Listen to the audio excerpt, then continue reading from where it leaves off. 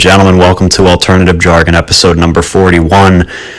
This is a very interesting day. I've decided to wear all black to the funeral of our country. I'm just kidding, but we did have a very interesting debate on Thursday night, did we not? A lot of people think that we are closing in on the end of the American Empire, thus the name of this episode.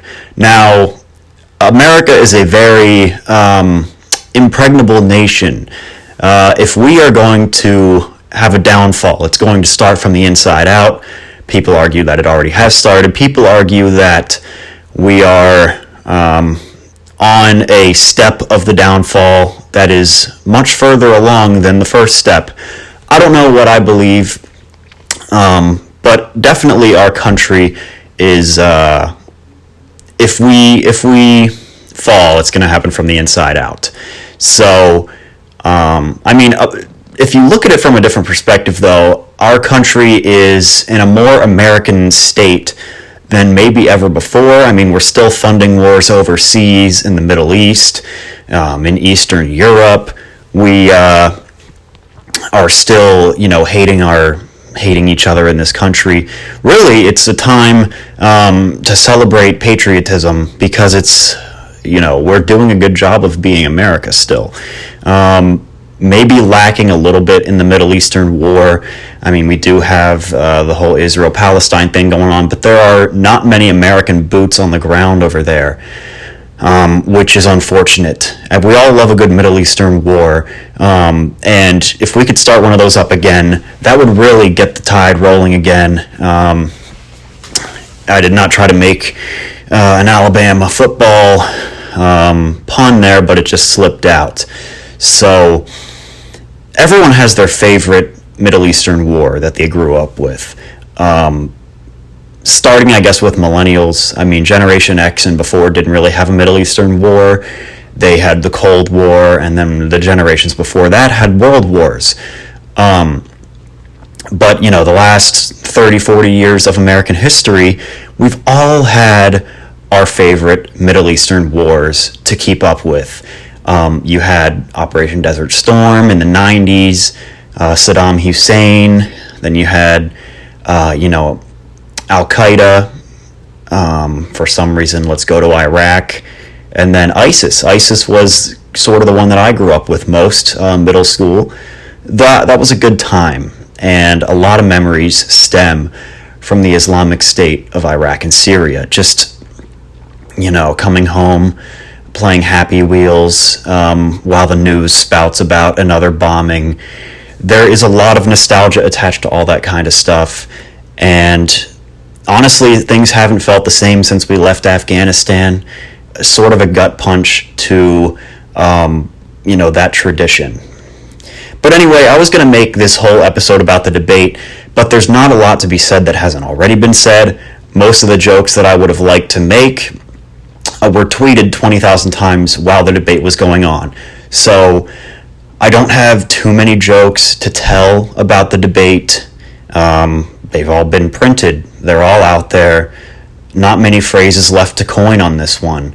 They've been coined. They've been through the mint, and now they're being used as currency. I can't talk. I've had 2 coffees in me in the last half hour, and I'm probably going to have a monster after this, maybe. We'll see.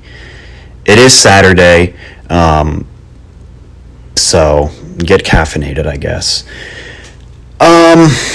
The best part of the debate was undoubtedly whenever the two candidates were arguing. I cannot talk today. The best part of the debate was when the two candidates were arguing about their golf game.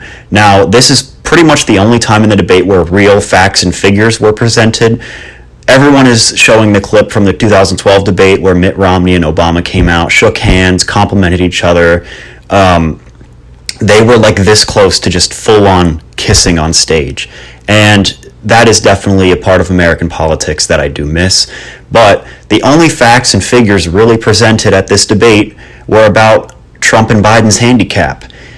Debates used to be an area of expertise where you would come out, you would talk about legislature, You would present statistics about either yourself or the other candidate, whether that's good or bad.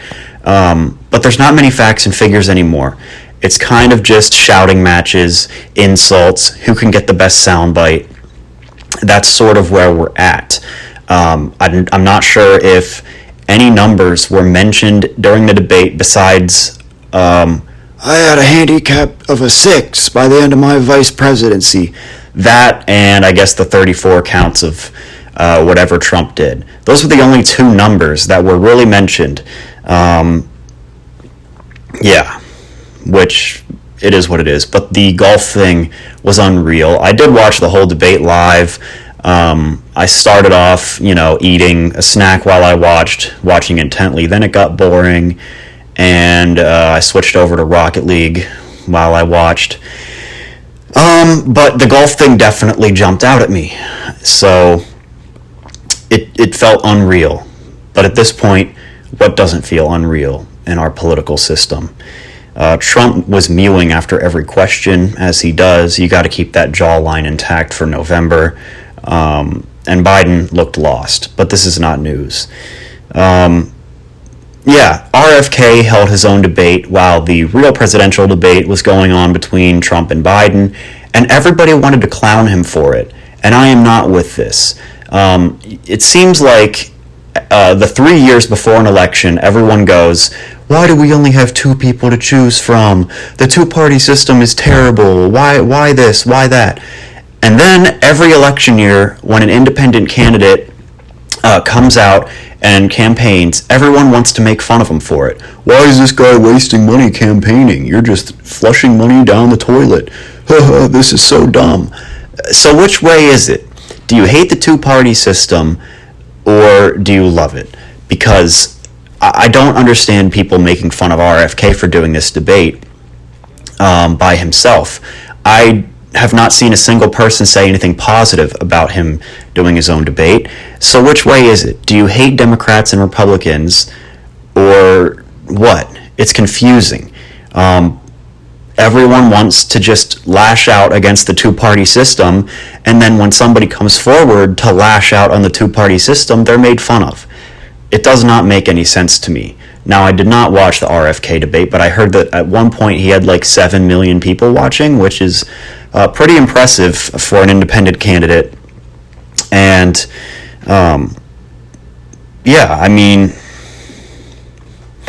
I don't understand. I'm not a fan of the two-party system. I understand why it exists. You have to have funds. But when every politician is, a multimillionaire, what are we still doing with these party systems? Local elections, it makes sense. You've got to have party backing so that you can afford some yard signs and, hush the people you sexually assaulted 40 years ago, whatever that money is used for, things like that. But whenever you're running for president, you're already a well-off person, most of these people.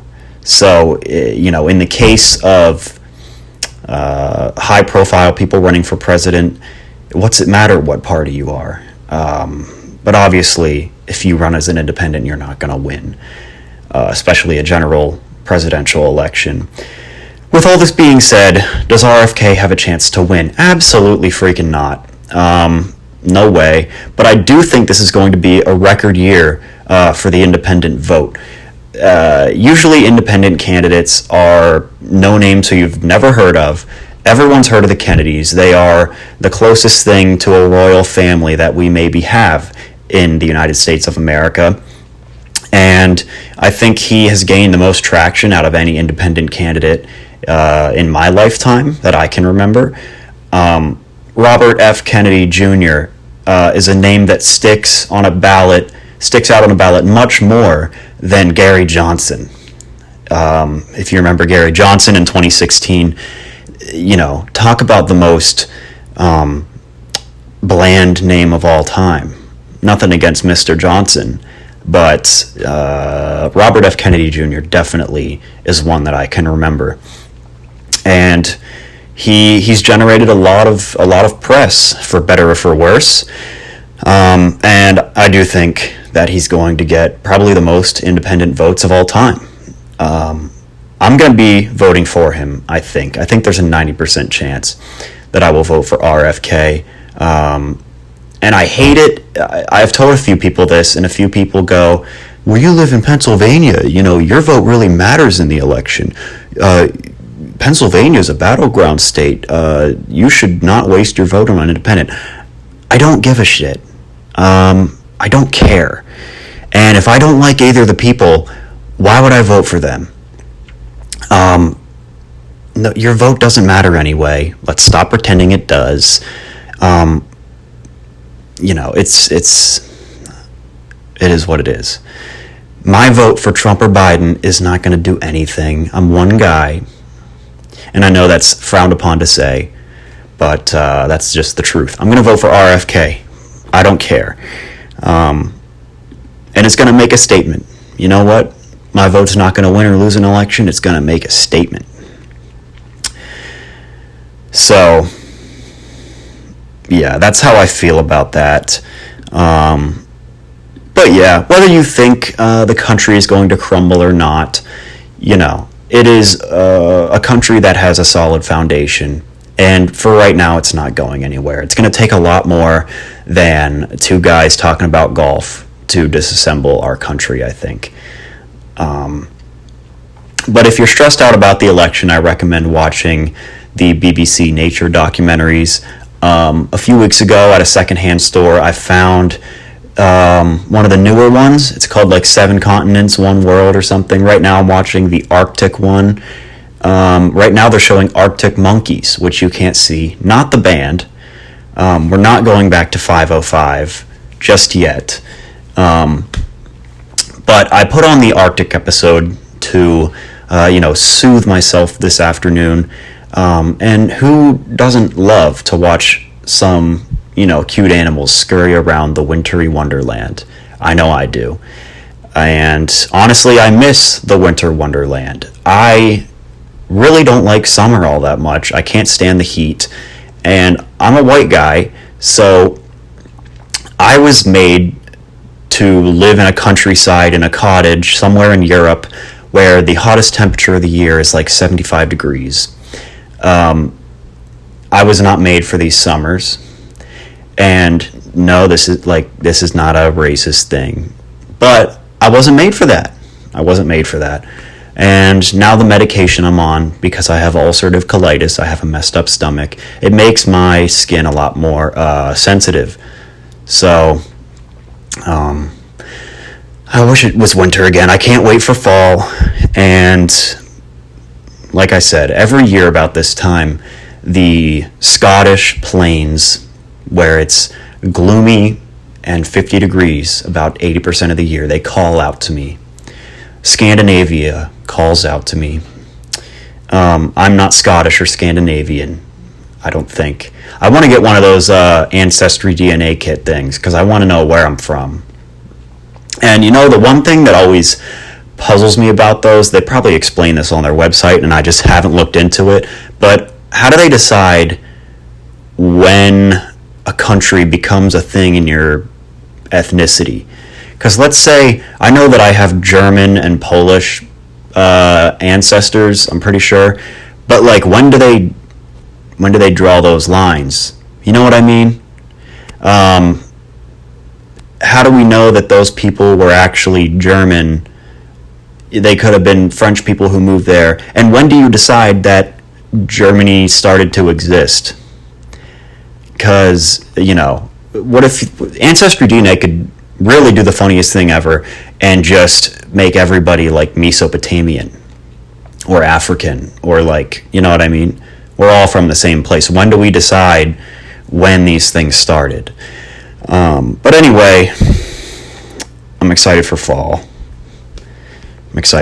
I'm tired of this. Once you're done with school too, like it used to be, summer's fun because you're off school. But once you're done with high school, done with college, whatever, it's just another season.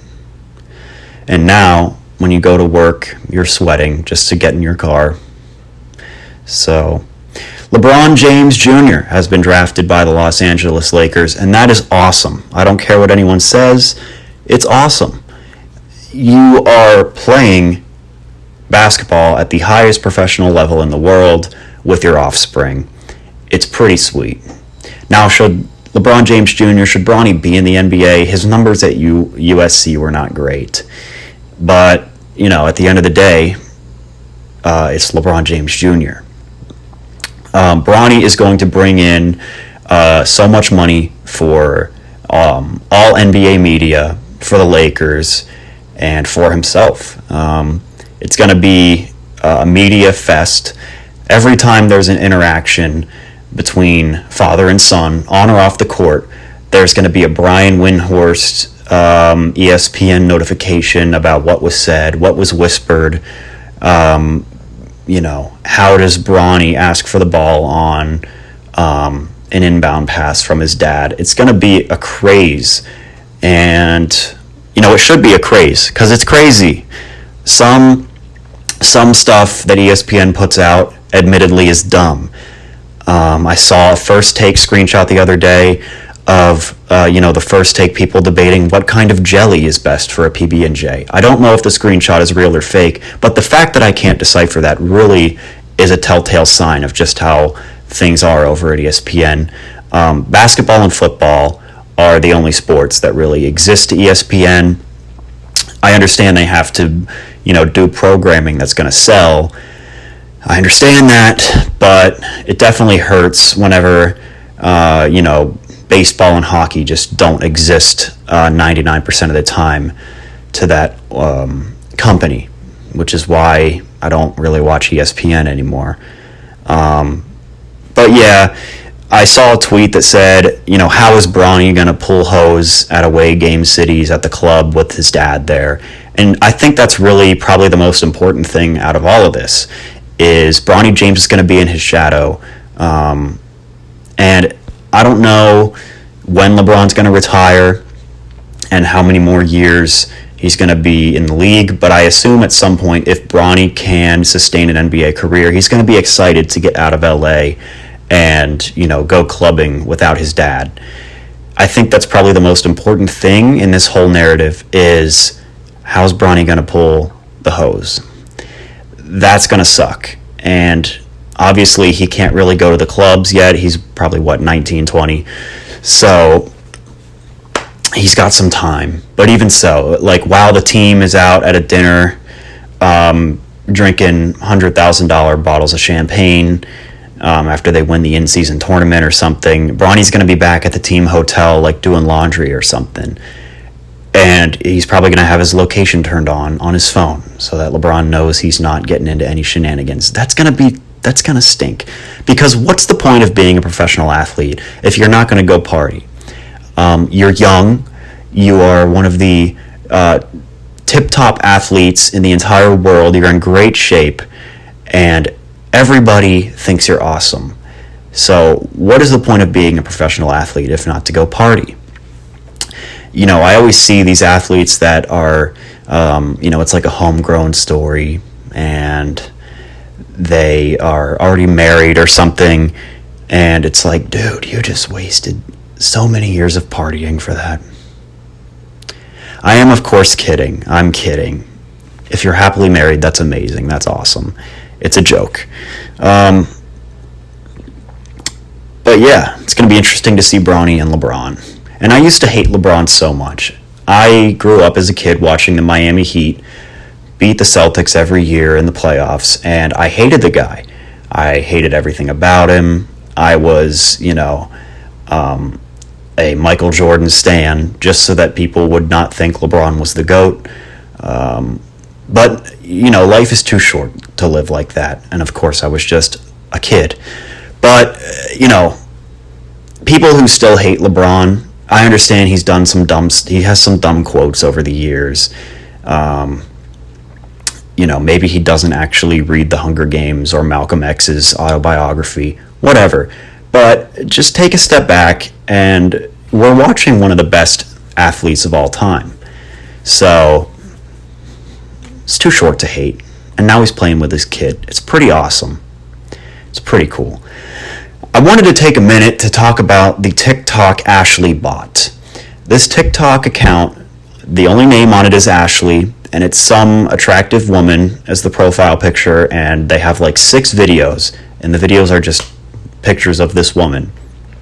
But this TikTok bot is everywhere. It's in all the comment sections, and all of its comments spawn with like 800 likes minimum. Now, bots on TikTok are sort of something you don't really see.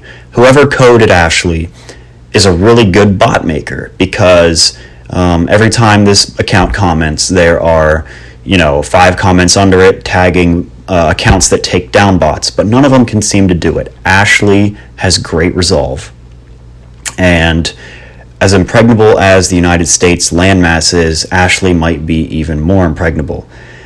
So she's all over niche accounts too. I mean, if you consider World of T-Shirts niche, he has 2.7 million followers, so I guess it's not that niche of an account, but it's still not like a mainstream account. It's not like Ashley's only commenting on Charli D'Amelio or something. But as you know, Josh Block always uses the hashtag Hulu Chippendales dance as his caption for whatever reason. Might be one of his stims, but he always uses that, and Ashley always comments, "I love this dance. This is so Hulu-y," or whatever. Not only does she do that, though, but sometimes there is something that's not even in the caption that happens in the video, and Ashley will comment about what's happening in the video, which is pretty impressive. It's definitely not written by a real person. It's definitely automated, because her comments will pop up minutes after the video's dropped and already have hundreds of likes because it's a bot. But the fact that whatever is running, Ashley can sort of see what happens in videos and comment is kind of cool, kind of scary. But I have to say, a lot of the comments are actually funny, and I don't mind the Ashley bot, because while she is kind of smart and knows what's going on in the video or whatever, all the comments are taken directly at face value. And this is especially funny in Josh Block's videos, because the comments are so face value that they come off as sarcastic, and it's really funny. And I do enjoy reading the comments. She's also on Moschino Doritos comment section, which, if you don't know Moschino Dorito, he's a really funny guy, one of my favorite TikTokers. I love his perspective on things. He's a funny guy. He does get political some from time to time. But I just talked about the presidential debate for 10 minutes, so I have no comment there. But yeah, Ashley's pretty good. I don't mind. She can stick around. I don't mind. Last thing I wanted to talk about today, I don't even feel like talking about this. I was going to talk about the importance of media and why we shouldn't keep remaking the same dumb movies over and over and over that were popular 40 years ago. Iconic franchises that are thrown into the trash can just to squeeze some more money out of it, like Star Wars. That's the main one that really makes me mad. And no, I'm not just mad because of the new series on Disney Plus that has a female lead. That's not what I'm getting at. But just the fact that more than 6 Star Wars movies were ever made is blasphemy. Yes, there's a ton of money to be made. All those movies made like $1 billion at the box office. I know why they did it. It was obviously a genius financial decision on the part of Disney. But just to do that and pay almost no homage to the originals at all, it sucks. And no, Star Wars is not the center of my life, but it was one of my favorite franchises of all time. Look at the poster behind me. Shout out to my cousin Chelsea, who made that for me like 8 years ago for Christmas. Follow her at Blue Green Designs. She's a really creative person, makes a lot of cool stuff. But anyway, it sucks that Star Wars was one of the most inspiring stories ever written. It was a genius story that followed family through generations, the Skywalkers, obviously, a great redemption story, and just one of those stories that, yes, it's just a movie, but you can really take something from it and put it into your life. And that's what great storytelling always should be. It's not just entertainment. You can really take something from it. And just the fact that they ever made more movies completely dumps all of that story into the trash. Why did they blow up the Death Stars just for a new one to pop up 20 years later? Why did Anakin Skywalker, aka Vader, sacrifice his life to save his son and throw Emperor Palpatine into the shaft if he comes back 20 years later? Mysteriously, somehow Palpatine returned. Yeah, Oscar Isaac couldn't even deliver that line with a straight face. It probably took 100 takes because it's so dumb. And that's how I feel about a lot of stuff today. It's just so dumb. Media is the extension of us, of people, of the storyteller. And when bad stuff is being created, it's bad stuff. I mean, what more is there to say? Media is really important to people, not just in the modern times, but always. Why did little kids sit in front of a radio in the 50s to listen to their favorite talk show story about a cowboy or whatever? Because it was something they liked to do, because it was cool, because it told a story. And now everything is just bad. Most things are watered down. Most things are remakes. Most things suck.